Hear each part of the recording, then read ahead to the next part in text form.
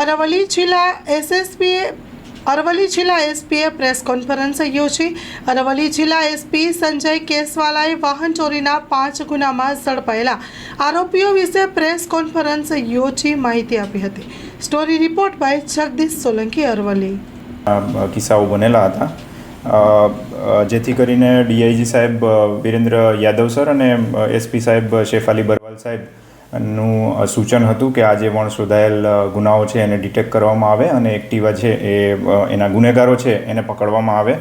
એ અનુસંધાને એલસીબીની ટીમ અને ગરાસિયા સાહેબના માર્ગદર્શનમાં પીએસઆઈ વાઘેલાની ટીમ અને મોડાસા રૂરલ માલ સાહેબ અને એની ટીમ, તોમર સાહેબ પીએસઆઈ એમની ટીમ એ સતત એ દિશામાં કામ કરી રહી હતી અને એમને ટેકનિકલ સર્વેલન્સના આધારે અને ખાનગી બાતમી રાહે એવી માહિતી મળી પેટ્રોલિંગમાં હતા ત્યારે કે ટિન્ટોઈ ગામની સીમમાં જે પાદર મહુડી ગામ છે એમાં એક કાયદાના સંઘર્ષમાં આવેલ કિશોર છે એ ધરોલા ગામેથી તેમજ મોડાસા વિસ્તારમાંથી એમણે એક્ટિવા ચોરીઓ કરેલી છે. જે બાબતે તપાસ કરતાં એમના ઘરે ટીમો મોકલી અને તપાસ કરી તો લગભગ 2 એક્ટિવા અને 3 બીજી 2 એક્ટિવા અને 1 મોટરસાઇકલ, ટોટલ 5 જે વ્હીકલ ચોરી થયેલ હતા તો એમાંથી 2 એક્ટિવા મળી છે અને 2 એક્ટિવા અને 1 મોટરસાઇકલ છે એના સ્પેર પાર્ટ છે એ કબજે લીધેલા છે. એમાં એક કાયદાના સંઘર્ષમાં આવેલ કિશોર છે એમનો મુખ્ય રોલ છે આમાં.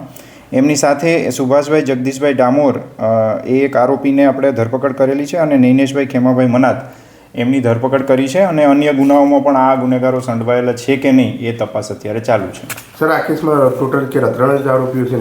3 આરોપીઓ છે. એમાં એક છે જુવેનાઇલ છે અને 2 છે પુખ્ત વયના છે, સુભાષભાઈ અને નૈનેશ.